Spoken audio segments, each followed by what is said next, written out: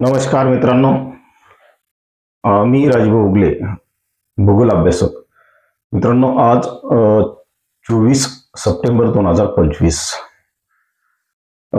आपण साधारणतः यापूर्वी काही व्हिडिओमध्ये ज्या गोष्टी बोललो होतो, अगदी त्या पद्धतीने राज्यातील वातावरण, नवे नवे देशातील वातावरण, पावसासंदर्भातल्या प्रणाली या विकसित झालेल्या आहेत.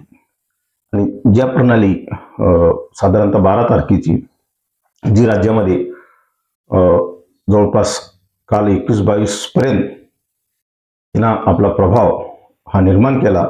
आपण साधारणतः या प्रणालीचा प्रभाव राज्यात 21-22-23 पर्यंत राहील असं सांगितले होते. अगदी त्या पद्धतीने ते घडलं. आणि आज 24, 25 आणि 26 या 2-3 दिवस राज्यामध्ये थोड्याशा पावसाच्या ऍक्टिव्हिटीज कमी स्वरूपात होत आहेत. या गोष्टी ज्या घडल्या त्यावर आपण आज भाष्य करणार आहोत. त्यानंतर भविष्यात परत काय घडणार आहे यावर आज आपण भाष्य करणार आहोत. त्यासाठी मित्रांनो, सर्वप्रथम व्हिडिओ पूर्ण पहा, आपले मित्र परिवार यामध्ये जोडा आणि फॉलो करा, शेअर करा. जास्तीत जास्त आपल्या मित्र परिवाराला हा व्हिडिओ पाठवा. मित्रांनो, ही आपली हवामान साक्षर चळवळ आहे.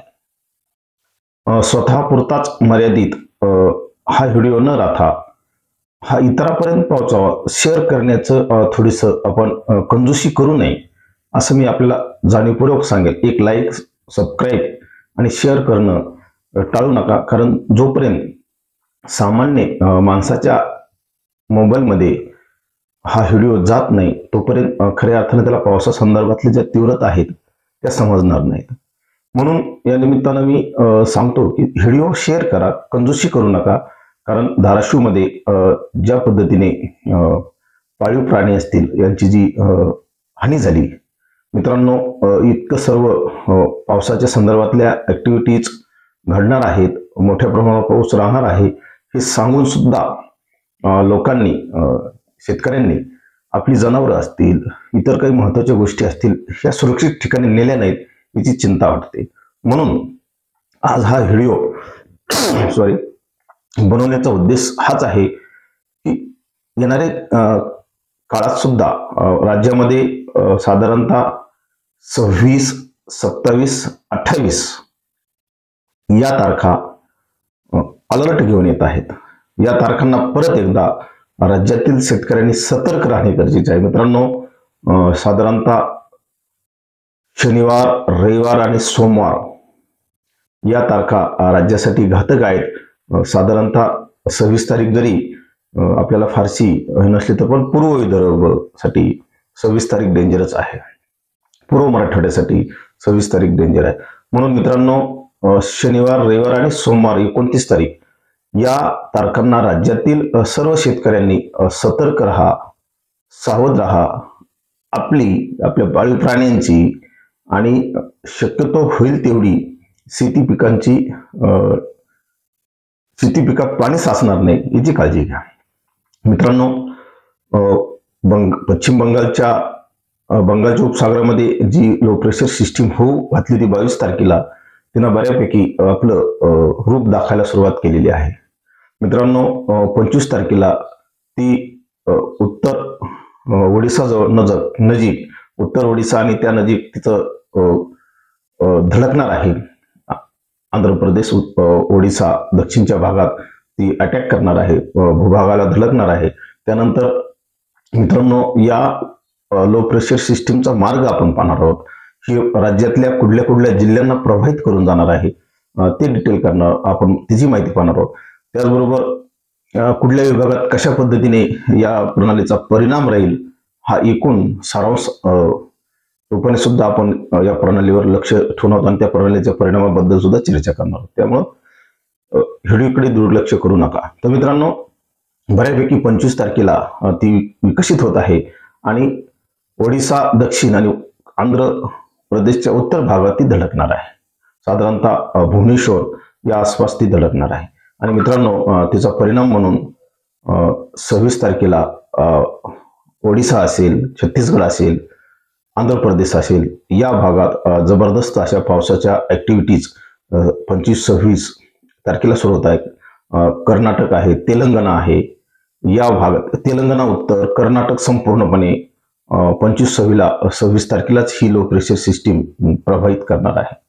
आणि त्यानंतर 27 आणि 28 तारखेला खऱ्या अर्थानं महाराष्ट्रामध्ये या लो प्रेशर सिस्टीमचा जबरदस्त इफेक्ट, जबरदस्त परिणाम हा राहणार आहे. तो साधारणतः पूर्व विदर्भातील जे जिल्हे आहेत यामध्ये भंडारा, गोंदिया, गडचिरोली, चंद्रपूर या सर्व जिल्ह्यामध्ये, नागपूर आहे, या भागात पाऊस राहील जबरदस्त. त्यानंतर पश्चिम विदर्भातील जे जिल्हे आहेत अमरावती, अकोला, यवतमाळ या जिल्ह्यामध्ये या प्रणालीचा प्रभाव राहणार आहे.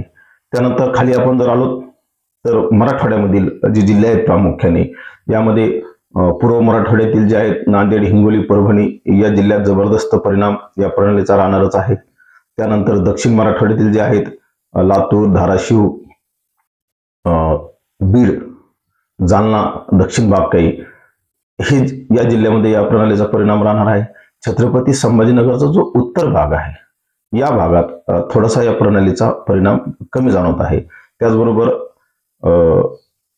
धुळे, जळगाव, नंदुरबार, नाशिकचा उत्तर भाग या सर्व जिल्ह्यांचे उत्तर साईड थोडीशी ही प्रणाली कमी प्रभावित करणार आहे. या भागात पाऊस राहील नाही असं नाही, परंतु त्याची जी तीव्रता आहे ती कमी राहणार आहे. त्यामुळे हा एक अंदाज आपण लक्षात घेतला पाहिजे की परत एकदा आपण जो नाशिकचा आणि त्याचा कोपरा जो म्हणतो आपण त्याला नंदुरबारचा, त्या कोपऱ्यात ही लो प्रेशर सिस्टीम 29 तारखेला परिणाम करणार आहे. 27-28 तारखेला नाही, परंतु त्याची त्यावेळेस गुजरातकडे तीव्रता अधिक राहील आणि या नंदुरबार साईडकडे असेल, नाशिक साईडकडे असेल, जळगाव, धुळे असेल, या साईडला थोडीशी तिची तीव्रता कमी असेल, पाऊस तुम्हाला होईल नाही असं. हा एक भाग झाला. मराठवाड्यातील बहुतांश जिल्हे ही प्रभावित करणार आहे. मराठवाड्याचा उत्तर भाग, अगदी जालना उत्तर भाग आहे, तो काही प्रमाणात कमी प्रभावित होऊ शकतो अशी एक प्राथमिक माहिती आपल्या मॉडेलकडून हाती लागलेली. त्यानंतर आपण आणखी खाली जो पुणे विभागामधील साधारणतः कोल्हापूर, सांगली, सातारा, सोलापूर, पुणे, अहिल्यानगर या सर्वच मध्य महाराष्ट्रातील जिल्ह्यावर ही जबरदस्त अटॅक करणार आहे. मध्य महाराष्ट्रासाठी आणि मराठवाड्यासाठी, विशेषतः दक्षिण महाराष्ट्रासाठी मित्रांनो 27 आणि 28 ही तारीख धोक्याची घंटा आहे.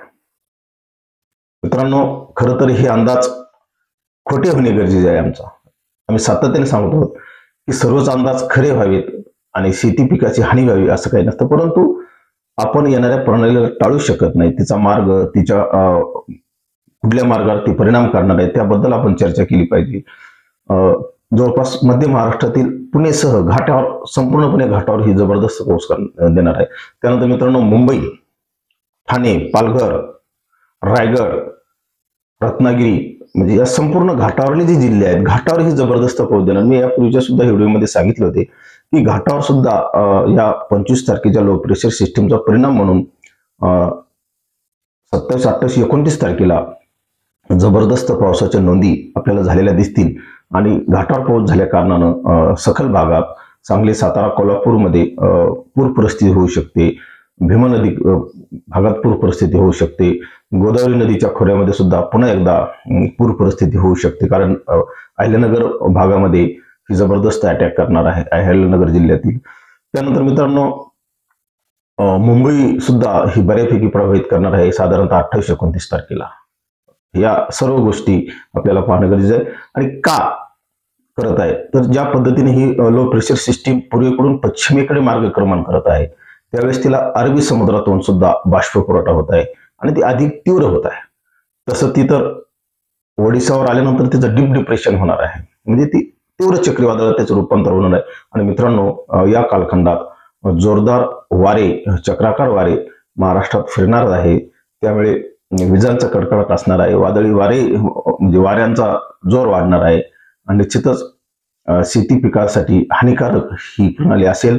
मित्रांनो 29 तारखेला या प्रणालीचा प्रभाव संपतो न संपतोच पाठीमागून परत एकदा दुसरी प्रणाली साधारणतः 30 तारखेला बंगालच्या उपसागरात निर्माण होत आहे. मित्रांनो, आपण सातत्याने सांगितलेलं आहे की सप्टेंबरमध्ये एकामागून एक लो प्रेशर प्रणाली येत आहेत आणि उत्तरेकडून राजस्थानमधून गंगानगरमधून जे अँटी सायक्लॉन निघालेला आहे त्याचा बऱ्यापैकी प्रवास हा 26 तारखेपर्यंत तो आपलं मार्गक्रमण करणार आहे. परंतु या 26 तारखेनंतरच्या लो प्रेशर सिस्टीम त्याला परत पाठीमागे ब्रेक करणार आहेत. आपण सांगितलं की सातत्याने बंगालच्या उपसागरातील सिस्टीम त्याला ब्रेक करतील आणि या दोघांतला संघर्ष आपल्याला महाराष्ट्रात पाहायला मिळेल. तर मित्रांनो, या 26 तारखेच्या लो प्रेशरचा आणि नंतर 30 तारखेच्या लो प्रेशरचा दोन्हीचा संघर्ष हा महाराष्ट्रात होणार आहे आणि या संघर्षामध्ये महाराष्ट्रातला शेतकरी आसमानी संकटामध्ये भरडल्या जाणार आहे. राहिली सायली शेती पिकांची हानी यामध्ये होणार आहे. मित्रांनो, खरोखरच इतका पाऊस आम्हाला महाराष्ट्राला नकोय, मराठवाड्याला नकोय. एवढा पाऊस सहन करण्याची क्षमता आमच्या जमिनीमध्ये नाही.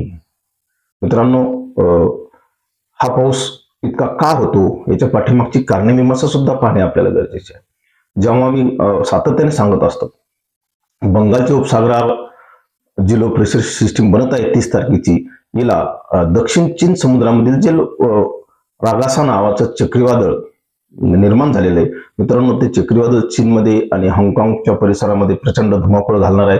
जवळपास 270 किलोमीटर वेगानं वारे सध्या त्या चक्रीवादळामध्ये वाहत आहे आणि त्या चक्रीवादळाचे काही अंश हे आपल्या बंगालच्या उपसागरातील 30 तारखेच्या लो प्रेशर सिस्टीमला मिळणार आहेत आणि तेवढ्याच ताकदीनं ही लो प्रेशर सिस्टीम महाराष्ट्रात एंटर करणार आहे. आणि मित्रांनो, बंगालच्या उपसागरातून जेव्हा एखादी सिस्टीम आपल्या भूभागावर येते, आंध्र प्रदेश येते, आंध्र प्रदेश आल्यानंतर जेव्हा ती पूर्व घाट क्रॉस करते आणि पूर्व घाट क्रॉस केल्यानंतर मराठवाड्याच्या तेलंगणाच्या मैदानी प्रदेशात ती येते आणि या मैदानी प्रदेशात या लो प्रेशर सिस्टीमला कुठलाही अडथळा राहत नाही. त्यामुळे ढगांची पातळी खाली असते आणि खाली असल्या कारणानं ढगात बाष्पधारण क्षमता जास्त असते, अधिक असते आणि मोठ्या प्रमाणावर पाऊस मराठवाड्यामध्ये तेलंगणा असेल, आंध्र असेल, मध्य महाराष्ट्राचा भाग असेल, अगदी घाटापर्यंत अहिल्यानगरच्या जो आपला पश्चिम घाट आहे त्या घाटापर्यंत ही जबरदस्त पाऊस देते.